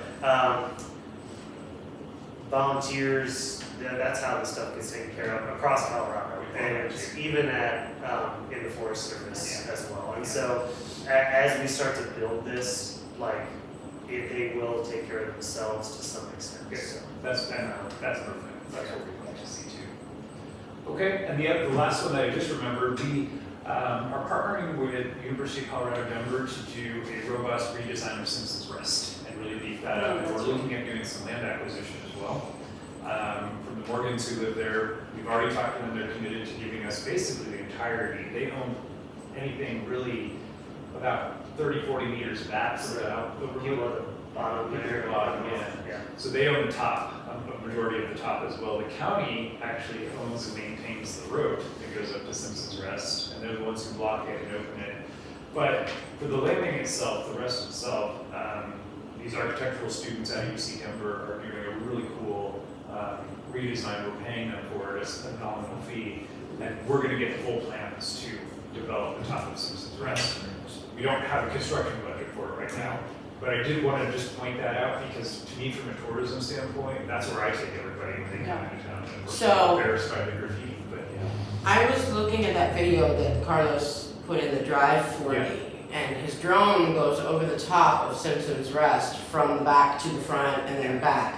So where the parking lot is, in that middle area, and there's all those rocks there, Yeah. there's a level that goes down behind those rocks where so much more could be done than just making that parking in that area, because there could be a trail that goes through there, and there could be all kind of like, you know, rock, you can sit here and take a picture or whatever. But it looks really cool, just that little area behind there. For stuff like that, to just extend how many, you know, people can be up there at one time exploring around. Yeah, I'd encourage everybody to take the survey if you've not. Yeah. And to share it with your friends and family. Exactly. Yeah. Because that's what's gonna come out of it, is they'll take what the most popular things are and say, here's what you should go build. I absolutely would throw a lot of tax money at that. And that can be two birds with one stone in terms of new trail. I know that's one of the top things in that survey. Absolutely. And that includes connections down to neighborhoods on both sides, and linking into the wormhole. And so just enhancing that whole area, you're 100% right. I think a lot of people, and it's a first stop or a last It's a stop. 3-time best of the best winter by far. Yeah. And then if that boo-boo comes here and the thing goes up to Simpson's Rest, then we're just, you know. We have a proposed transportation system, it's on the agenda, so watch that last Friday. All right, well, anything else, and so we'll keep this on as old business, but let's present to the council the space to create updates for next week, and then we'll fine tune some of our pricing for updates to the sports complex. Go from there. Okay, so that brings us on to position recommendation, part-time marketing. I just wanted to announce a couple of logistical things that we're working on. Marty, who was here before, is going to be, we're redefining her role. She's going to move over to this building and help serve as a coordinator for events here. But then also, she's going to, and I'm so happy this is happening, the front office space over there, right behind this wall, is all cleared out at this point. We're going to have a downtown semblance of a welcome center there that'll be staffed by her and volunteers, even hopefully on the weekends. So as people are walking around downtown, they'll have a place they can go right into and say, what do we do? Where do we eat? That type of thing, and learn all kinds of things about what's going on in Trinidad. So we're working hard to make that happen. But as far as the part-time marketing position, that's wanted that on the agenda for today, so I will yield to you all to talk about what you're thinking. I keep wondering, since a lot of what tourism does has an overlap with economic development, because some of the stuff we do, and in my own experience, I got a grant for Winterfest, not in the city, and Jillian got a grant for the rodeo, not in the city. So the city and the county work together, and I've just seen that part-time marketing position could also be between economic development and tourism. So until we know what that looks like, it seems a little soon to be looking for that role until we know how the two of those work together. It's not a bad suggestion. Again, I know I keep sound like a freaking broken record. Lodging tax increase. I think in November we'll also help formulate this discussion. You can certainly talk about any position you're recommending as part of the budget cycle, and that's really where they're created at the council level. So we have time on it, but certainly wanted to have it today in case you wanted to start having some thoughts. What do you all think of Amanda's suggestion about tying in a little bit of an economic development component to this? We kind of spoke to that earlier in that, like, grant follow-up and things like that, come into play. There's like attracting businesses and stuff for sure. I don't think that it should be a combined role, but mostly it doesn't make sense in terms of defining the position itself. I think that the city needs an economic director again. That's a void that is currently empty. And so that should be its own dedicated role where somebody's doing that. We had somebody doing that, and I think it should, I don't know if that the plans to backfill Wally's position. We're just trying to think strategically. I'll be candid with you all. Wally, as our economic development director, spent a majority of his time focusing on building this building, and so he was doing some economic development, but not to the level that I think his original job was contemplated for. There are some benefits to having a little bit of a privatized model for economic development. An economic development corporation can negotiate economic development deals that are not subject to sunshine laws like we are. And sometimes that can be a deterrent for a business wanting to come in. They're like, we're not going to give you our pro forma and have anybody be able to come submit a core request to get that. Yeah. So we do want to, we agreed 100%. We need economic development presence. We're just kind of taking our time right now to look at what's best for Trinidad. Yeah. And certainly your ideas on that are very welcome. So can you talk to me a little bit about Next Site that we've contracted with? Because that's going to help us in the meantime while we're not actively recruiting to bring 50 businesses here in one time. Yeah, we have a company that we've contracted with that's going to match us with retailers. They actually have a whole algorithm-based system that looks at demographics, looks at transportation, looks at everything, and they say, okay, this business is a good match for you. And then they will actually be a broker or representative for us at national trade shows. ICSC is the big one. And what they do is they actually don't get paid unless they complete a deal for us. As soon as the building opens, they get a finder's fee, which we think is a really great model. But one of the other things, and this is definitely off topic, and I'm going to shut up, but just to plant a seed, I also want us as this community to start thinking about, do we want to start looking at policies that protect our downtown businesses? If we're going to start telling the Chili's and the Chipotle's and the Starbucks to come to town, do we want to think about what impact that might have on downtown? Yes. I don't think that was Yes. ever, you know, I'll tell you right now that this conversation comes up in the chatter group almost monthly, okay? And significantly more individuals are concerned about protecting the small town atmosphere because those are the individuals that are weighing in on that subject matter. The other individuals just want a tasty burrito. So there are some really big downfalls to bringing those, I've lived in small towns, in rural towns in the South, and you know, you even like the little neighborhood Walmart, it comes in, it shuts down all the mom and pop stores, and then a year later it decides it's done with us, it's not making the revenue it wants to make, and they leave.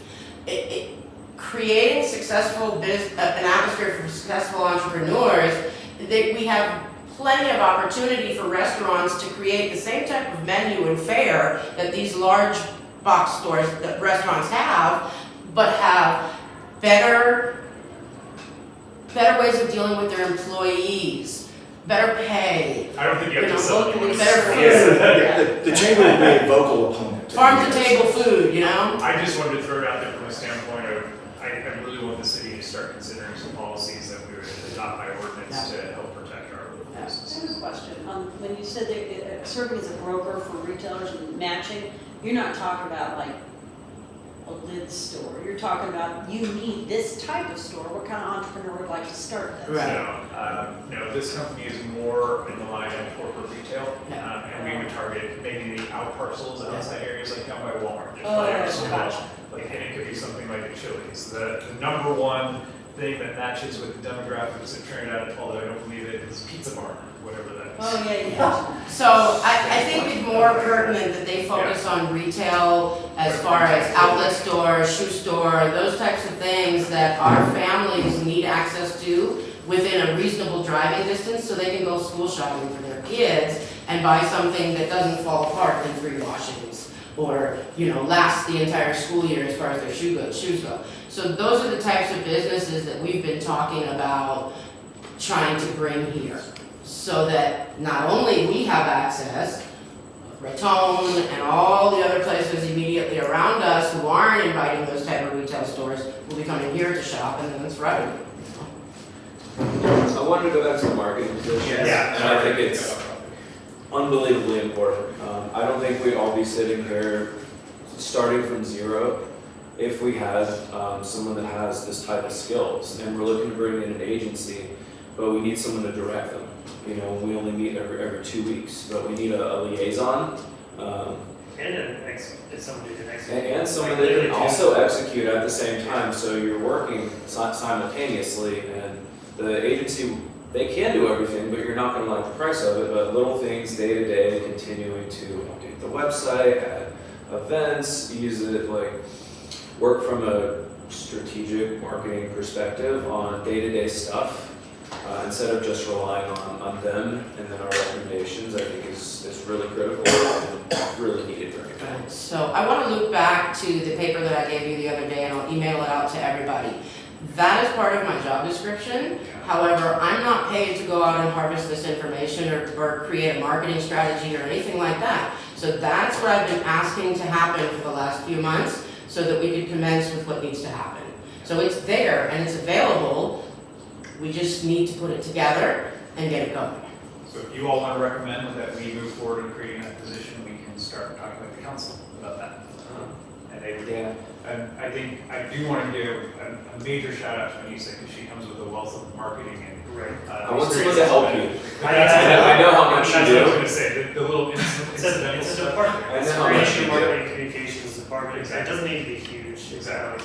And that's my concern with like adding any separate duties like economic development is like right now Marty is like the catch-all and it's not quite working the way that we'd like it to. So to have this be very focused. I think I was just thinking about who would they report to, where would this Yeah. sit? You know what I mean? Because economic development would then tourism be underneath that, and this part-time be underneath. Right. So how would their job divide up if it needed to? So I get that, what you're saying. Yeah, and you're more city, right? I I'm manage- thinking I more on manage like, the brand. the Visit Trinidad site, you know? I manage the brand, so Yeah. everything goes through me in that, as far as that goes. It is not a problem to update the website, and I'll tell you right now that we have people already on staff that if you give them something and a login, they can do what they need to do, you know? So thinking more along the lines of creating marketing campaigns on a small level that the marketing agency isn't working on, and carrying those out, collecting data and information. I have a lot to do for the city, so it would be nice to have help for the visitor center, you know, for the tourism portion of it. But I don't see where that person could directly deal with anybody but me at the moment, and then I can filter them where we need to tap into from there. Well, to Joe's point, it's creating some semblance of a Right. commissioner department. Yeah, absolutely. With you and. You know, we talked There's about gonna be this a lot more requests coming in soon. you We know, talked as about we're this ramping up. when we were talking, when I first was hired and we were with the tourism board and I put the digital marketing thing together. We talked about this. It needs to be its own animal, because realistically speaking, what the city does and what tourism does are two vastly different things. Yeah. Okay. Well, on that, I'd like to make a motion to recommend this to council for the marketing position. I'll second that. Aye. Aye. Everyone's in favor. And I will tell you that the mayor has already brought this up as something that he would like to see, so I think you're gonna see a lot of support for this next week. Yeah, do we want to go ahead and include this? And I would. As well over there. Okay. Miscellaneous from board members, any updates otherwise? I have one. So going back to our last meeting, regarding the music festival and the 10 grand and Yeah. What's happening? and what's happening. Yeah, so. Allison wants to do it, and I guess somehow there's a misunderstanding or something, but she's back on board, wants to do it, has several bands lined up, Yeah. can do it, but it's like a month out, so it needs to go right now, and Yeah, it's, so I do have an update on that. Marty and I called Allison yesterday, Did you? because we Okay. had the same question, because Allison had expressed to me, I don't have time to do this, we're not gonna do it. Then we heard feedback that she was gonna do it, to your point. So we called her yesterday and said, are we doing this or not? And she said yes. So that is gonna light a fire under us, and I think next week we need to start figuring out what it's gonna look like, how to promote it, get it out there. What are the projected dates? That's October 6th. and 7th, I think, it's just a Friday, Saturday, I talked to Is that what we her. talked about in the original meeting when we got together? Was that Yeah. same timeline? Yeah, When we were talking about doing the music festival? It was, separately? but it's totally separate. Okay. Yeah, this was coming from, Allison and Main Street Live, and just what we had talked about, again, we would need to hear from her, but something at Main Street Live, I believe she said a jazz band here in Space to Create, hopefully utilizing all the new equipment and things, if we've got it in We time. probably won't have I time. don't know. We'll figure that out. Either ways, but highlight that, and then maybe one other Yeah. venue, which might be the well. Okay. Jason, I have a question. Do you think we have the time to put that together and promote it and do it right? Social If media. we start next week, so she's already got bands lined up that needs to confirm, which is the hardest part, but yeah, we would need to start promoting it immediately, and I think it would be, it's good that there's less funds going towards it, because it's, there's less time. I think you could pull it off by then, but it would need to like really start now. And I think the idea is more, this is not, we're gonna advertise in Denver and draw people down here, I guess if they wanna come, that's fine, but it's something that we really, I think Allison wants to put on, it's just a community event to get people out to enjoy, what we have here locally. I know she's focusing on local artists as much as possible. Yeah, and I think, with that in mind, and just to kind of make up for not having a blues fest for the community, that the mindset's a little bit different Yeah. than normally, so. Are you gonna help her? Sounds like it. Okay. I'm having dinner with Allison tonight, so I will grill her on this. Okay. We can start, working together. We'll see you all Monday, so we can, let's see. Actually, if you guys are up for it, we can do, it's not, I was gonna say, we can do a meeting before the work session, but we don't need to do that. Okay, any other updates? I just wanted to say, last time we met, I brought up the CTO winter media reception, and Anissa miraculously managed to get that done. I was able to I say gave 5 her very, sentences. I gave her 5 minutes to do it, and she did it, and we actually got accepted, so Trinidad will be represented at that. It's 20 to 30 media people that are gonna be at a reception at the Limelight Hotel. They are asking if we would like to bring something for the swag bags, something local, artisan made, kind of to represent Trinidad. I was actually going to be reaching out to Chamber to see if they had any suggestions or. Check with Marty. Marty on those little brick magnets, Little bricks, those are that's what we perfect. said, yeah. They're inexpensive, they represent an iconic Yeah. thing in Trinidad, and they're lightweight. I would like to put together some trifold brochures to stick in there as well. Yes. With our app and just some basic information about visiting Trinidad. We put a brick and that in there and we get to go. Ashley, what's that event case? It is the Winter Media Reception hosted by the CTO. It's at the Limelight Hotel in Denver on October 12th. It is 30 to 40 editors and freelance writers. So who's going? I don't know. Because I really think if we got chosen, somebody should We represent. need somebody to Yeah. go. Yeah, I didn't know. I thought maybe What's the date again? you go. I'm not going. You don't want to go? I don't like people like that. What's the date? October I 12th. might already be up there. Okay. 5:30 to 7:30 p.m. There is a registration. It's got to be done by September 22nd, $75 for the team. I'll make a motion. We send you and we pay the expenses. It's not on the agenda, Chris, but we can bring up. Look, you start in trouble your first day back. Sorry. Miscellaneous, but we have. The city until manager the maybe 22nd. software is I still want that. Any updates from this side of the room, from board Question. members? That might not be. So I know a big initiative, and this is addressed to the chamber, a big initiative is promotion of events. Have y'all talked about how you're gonna do that? Because I know we got Voice of Trinidad, which is great. And you see stuff all the time on Facebook that's coming up over the next few, and it would be great if we had a handle on that and we're able to leverage that. Have y'all talked about how you're gonna do that? Because, KJ does the Voice of Trinidad, and Legends magazine does a really good calendar. Are y'all talking about doing your own calendar, or how are you gonna promote it? Well, first of all, Weekender has the best and most Oh, updated sorry. calendar. Go ahead. Okay, Sorry. so, if I could, can you guys complete your thing and maybe at the end, it's 7A? Yeah. Let me answer some of the chamber stuff, Okay. because there was a couple of questions for that, but I want you guys to do your. Yeah, any updates at this point from Yeah. any board members? I don't have anything new or miscellaneous, but I just wanted to kind of button up what we're gonna roll out on Monday to council and like who's presenting it, if we wanna put anything together that we're like presenting like on the television or if we're just gonna go out there and talk. So, I don't know if we need to have a separate like work session about that, if we want to meet independently or whatever. I can meet with you, Joe. Okay. I feel like at least on the marketing agency stuff, Yeah. we'll probably be leading the conversation there. I think it'd be safe. I believe that Ashley and Joe should do it together, and I'll tell you why.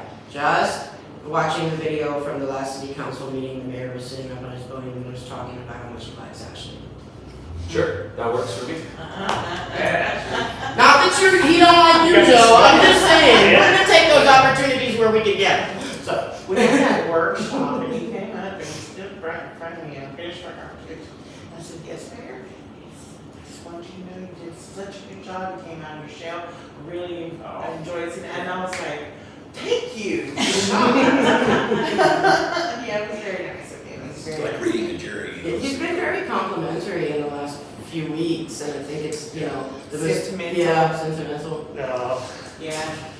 Well, we still might want to parse the other content.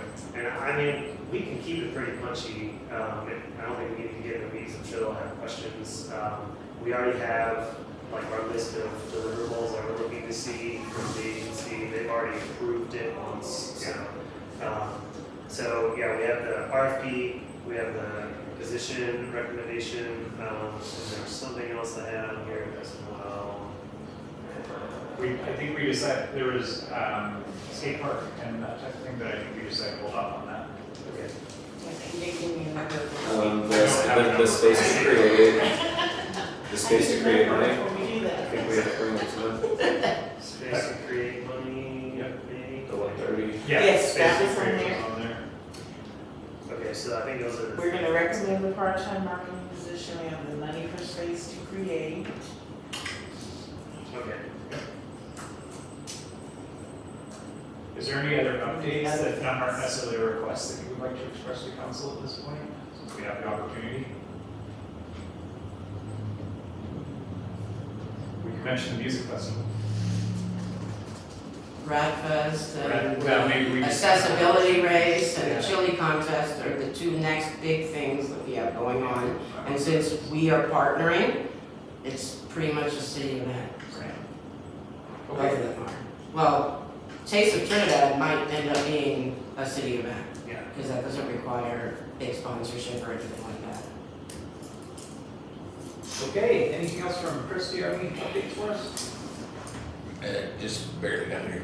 Okay. Give him time, he'll come up with I it. made it on time, that's my update. Just, I'm glad to be here. A lot of very smart people in the rooms. Okay, so agenda for 9/19, we've already decided that's going to be our target for our joint meeting with Parks and Rec. So we'd kind of like to just leave the agenda as broad as possible so you all have a chance to interact with them.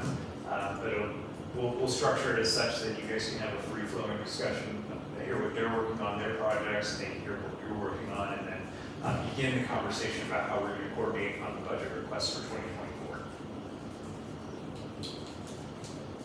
So Creative District has a lot of stuff going on that falls into tourism now with the Smithsonian stuff. Yeah. So it might be prudent to kind of connect with them as well and see what Marty's got going on. So we have 6 weeks of Smithsonian, and boy, Ken's come up with some amazing companion events, so it's gonna be a big deal. Yeah, I think what I would suggest is we just kind of carve out the 19th for just Parks and Recs, since that is such a big component of Yeah. what we're going to be discussing. But to Anissa's point, I absolutely think that as we're formulating the budget, you all should get the perspective of the creative district, actually our arts board as well, maybe even our tree board, some of those ones that ancillary fit into what you all are doing. So we definitely think Will that. Parks and Rec be involved in the new land acquisition that you're gonna take us out to see? Which new land acquisition? Oh, for Cincinnati. Or for the sake- The sorry. party makers. Yeah, they would be part of that too. So we could discuss just the possibilities with that, maybe they have ideas too. Well, they meet at the community center, so maybe if you all are amenable to that, we can have a meeting there. Oh, I'd love that. And then that way we can look at the skate park, the frisbee golf. Different environment creates Have a more creative different ideas, no? While we have the two entities together, can we talk about those treks that I would like volunteers to work on involving, you know, trails and downtown treks too? Yeah. Because foodie treks and all that sort of thing are gonna fall in under tourism as well. Yep.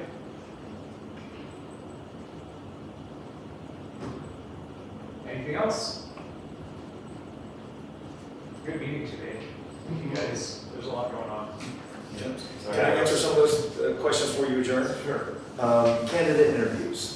We waited until we knew certain candidates would drop out. So instead of getting in early, we also know that Tom and the Chronicle are doing a certain kind of forum. When we've done it in the past, they weren't very well attended, and we didn't do a very good job at it. So instead, what we're trying to do is we're trying to run traffic to our online assets. And so we're going to be giving every candidate 30 minutes. They'll have the questions ahead of time. These will be questions from our wheelhouse. We're going to do a Facebook Lives. These will be broadcast, narrowcasted right to our own Facebook page, and at the same time on our YouTube channel. This way we can actually give somebody, they'll know what the questions are, they'll bring the best stuff to the answers to those things. They'll each be able to do that half hour when it works out best in their schedule. We'll place it there, and then somebody misses them, if they weren't able to go that night, and they're not able to go to Channel 71, and Tom can have access to all this content as well. They'll be able to go back to our Facebook page and our YouTube channel and our new website and see where the candidates are. We're also going to invite every candidate over the next couple of luncheons. If they show up to one of our luncheons and pay for a lunch, they'll have 5 minutes there to be able to let folks know where they are. And so that's how we're dealing with the candidate interviews.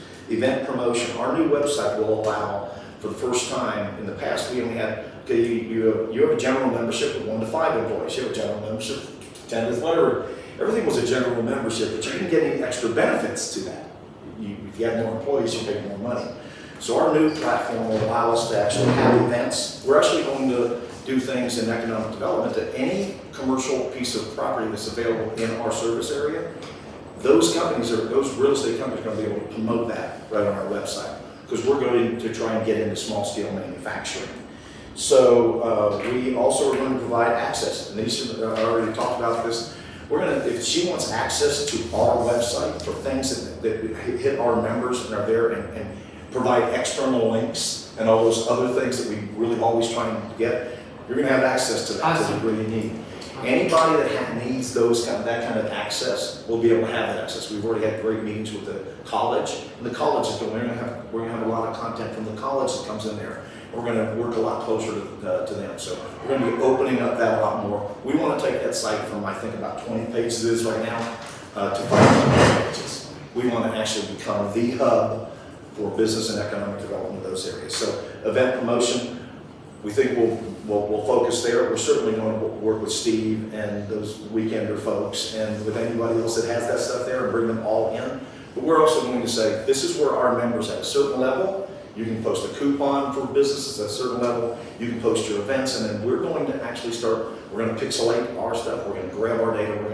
We're going to do the same kind of things. Where did that person go? They'll see this kind of ad from the chamber. So we are also going to get into the digital ad kind of space. And then you'll have a local category in our app as well. Exactly, and then we're going to be able to say, listen, when the tourism board, when the tourism folks are doing things, would you like access to our pixel data? Would you like to actually get in front of our data that is really that kind of thing?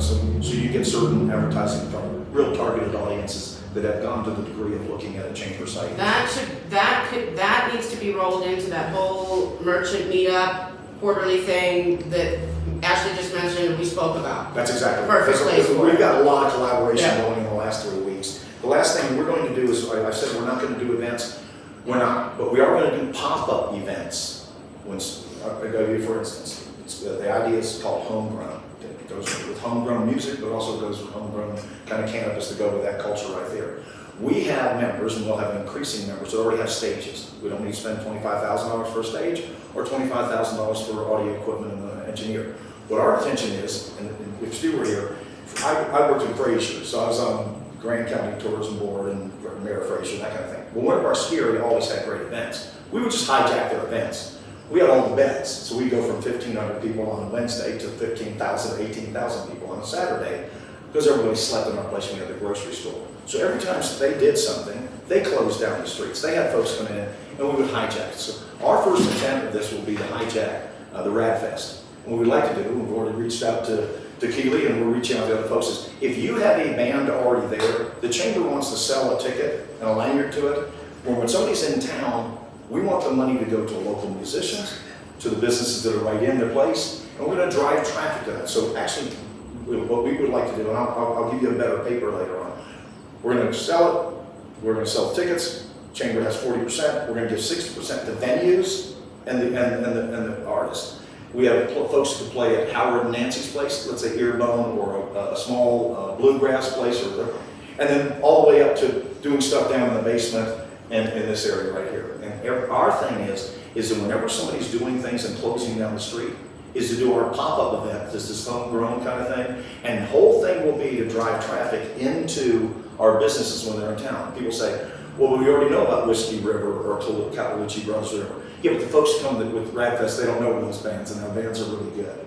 So we're going to try and do that. We don't need a lot of time to do these things because the venues are already there. Most people already have their music. Most people already have their booze. We just want the town to take advantage for our members of when folks are in town and anybody's done an event, that we're doing something layered underneath that to where we're forcing folks to want to go into our businesses. So there'll be more on that later. And that's all I have at this time. Anybody needs access to anything, Anisha already knows that we're lockstep. Right, and between both of our data, I have real-time data, you have your data, we'll have significant data to use for grant money. The one thing that I was thinking about the other day, and I just wanted to make mention of it, doesn't need to be part of this meeting. I'm going to leave it to you to adjourn. Yes. I will see you ASAP. Yeah. Just have to run by City Hall. I told her it'd be about 10 minutes. Okay. She's probably in the place. Okay, sounds good. Allison, right? Yeah. Okay, good. Yeah, we'll talk to her about the event. I gotta go send an email to Aaron Williamson, but good to see you all. Yep. Good luck tomorrow, Pat. Steve, I'll catch up with you Okay. before morning, since we need to pay for those plugins. And Okay. Okay. Yeah. Here, I can just give you my key card. You can send me a picture of it. That's okay. I'll just give it to you. She's coming right, there was a And mayor. then you can go ahead and do that, and in just print out the Fraser. receipts for me. Absolutely, no problem. You want to print it or email? Black-footed Email's fine. fish. Okay, so I can Perfect. there you go. Thank you. So, There's no such thing as. I'm sorry, Oh, sorry. I broke away from talking to him and I realized we were starting to say something. I didn't realize how many of the students at the college are from out of town. Yeah. And one thing that we know about college students when they go to school out of town is most parents go and visit them. Most families go and visit them.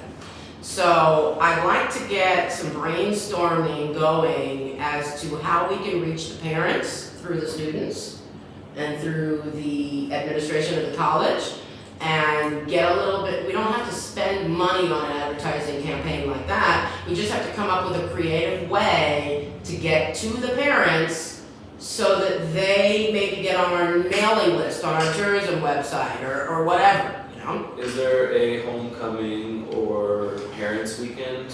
I'm sure there is. Linda Perry is probably who we want to talk to. They just had something here at their barbecue about a week or so ago. But they're very interested in exactly what you're saying. You know Right. they are. My kid went to Fort Collins College for 2 semesters, and they have my contact information. So I'm sure the school has parents' contact information. That's how they fundraise.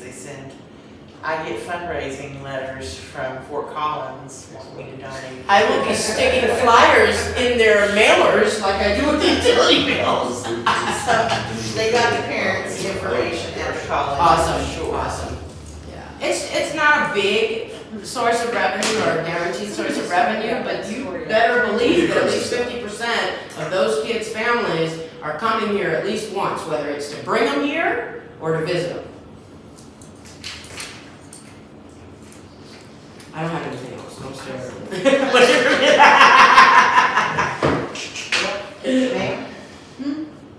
Oh, yes, I do. I'm so sorry. And now Joe, where'd Joe go? Oh, I did, Yes, Steve. okay, I was looking You said over you had there. to I leave. thought it was a person here, and I think I left it at the Is that his bike? Yeah. Is he still here or he left? Who?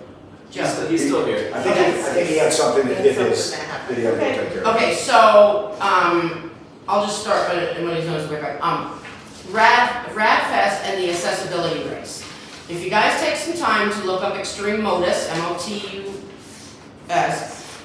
Ryan and Sam travel around the country taking this mobility chair into the mountains, into the rivers, mudding, all kinds of stuff. They're going to be here to do this accessibility race for us, and I would love to take the opportunity to get them out adventuring in our outdoor spaces, because you better believe they're going to be taking video and photos, and that is some big time marketing stuff as far as our accessibility strides go, you know. We're in the process of setting up an accessibility page on the tourism website. So I'm not big on the outdoors here and getting out into those spaces, so I wanted to talk to Joe, Trails Alliance, and some other people about putting an excursion together to take them on after the race, because the race is going to be over at 12:30, and here we have Jim Bishop and Always Choose Adventures and all these great people down here. We might as well get them into our outdoor spaces and get some assets from it. Is that it? I promise Motion to not. adjourn. I second. Joe, say aye. Aye. Aye. Aye. Okay. Thanks for letting me pop in, guys. Yes. We don't have